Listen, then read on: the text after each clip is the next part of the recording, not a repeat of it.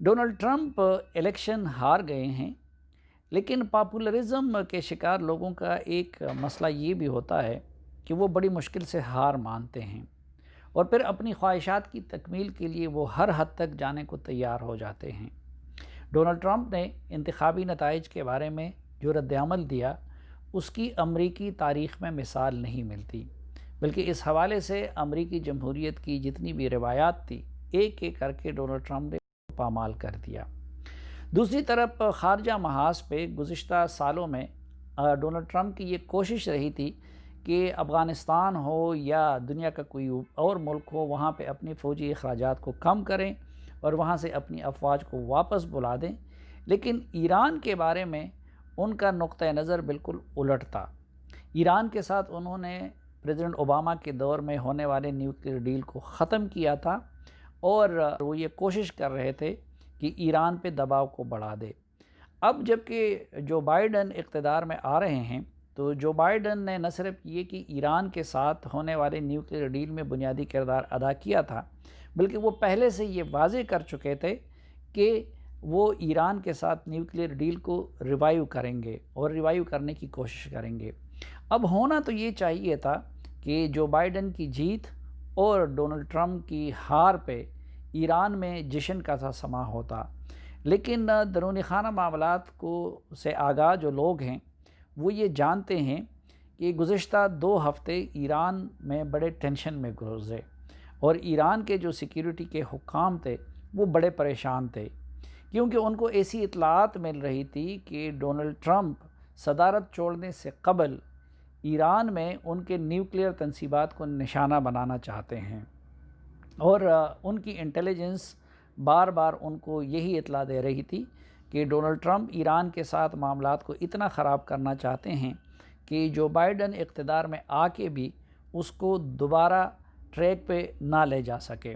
اور یہ بھی کہا جاتا ہے کہ اس حوالے سے ڈونلڈ ٹرمپ نے کچھ عرب دوستوں کو بھی اشارے دیے تھے۔ اور اگر آپ کو یاد ہوگا تو گزشتہ ہفتے جب ایران کے وزیر خارجہ ایک وفد کے ہمراہ پاکستان پہ آئے ہوئے تھے، تو انہوں نے پاکستانی حکام کے ساتھ بھی اس تشویش کا اظہار کیا تھا۔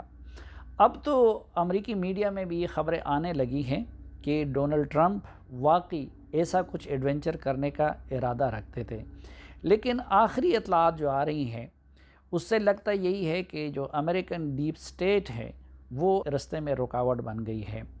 اس دوران ایک غیر روایتی کام امریکی صدر ڈونلڈ ٹرمپ نے یہ کیا کہ ان کے جو ڈیفنس سیکٹری تھے مارک ایسپر، ان کو ان کے عہدے سے ہٹا دیا، حالانکہ ابھی ان کی صدارت خود ختم ہوتی جا رہی ہے۔ تو مارک ایسپر کا بنیادی وجہ ہٹانے کا یہ تو نہیں تھا، بلکہ اس سے پہلے جب بلیکس کے خلاف کارروائیوں کے نتیجے میں امریکہ میں تشدد کی لہر اٹھی تھی، تو اس دوران مارک ایسپر نے فوج کو اس میں انوالو کرنے سے انکار کیا تھا۔ تو ایک تو اس پر بھی ڈونلڈ ٹرمپ غصے میں تھے، اور دوسرا ڈونلڈ ٹرمپ کو یقیناً یہ بھی یقین تھا کہ وہ اگر ایران کے خلاف کوئی ایڈونچر کرنا چاہیں گے تو ان کے سیکرٹری دفاع مارک ایسپر اس میں مزاحمت کریں گے، اس لیے انہوں نے اس کو فارغ کر دیا، اور ان کی جگہ انہوں نے نیشنل کاؤنٹر ٹیررزم سینٹر کے جو انچارج ہے کرسٹوفر ملر، ان کو ایکٹنگ ڈیفنس سیکرٹری بنا دیا۔ یہ کرسٹوفر ملر نہ صرف یہ کہ انتہا پسند سمجھے جاتے ہیں، بلکہ یہی وہ شخص ہے جنہوں نے ایرانی پاسداران کے سربراہ سلیمانی کو میزائل حملے کا نشانہ بنایا تھا۔ تو جب کرسٹوفر ملر کو لایا گیا تو اس کے بعد یہ خدشہ اور بھی بڑھ گیا کہ ڈونلڈ ٹرمپ کارروائی کرنا چاہتے ہیں ایران کے خلاف۔ لیکن ابھی آخری اطلاعات یہ آ رہی ہے کہ کیونکہ ایک طرف ڈونلڈ ٹرمپ کا یہ ارادہ پہلے سے امریکی میڈیا میں بھی افشا ہو گیا،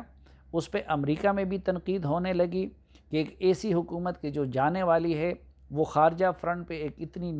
بڑی کارروائی وہ کیسے کر سکتی ہے۔ خود یہ لگتا ہے کہ امریکی ڈیپ سٹیٹ بھی حرکت میں آ گئی ہے، اور آخری اطلاعات اب یہ بتا رہی ہیں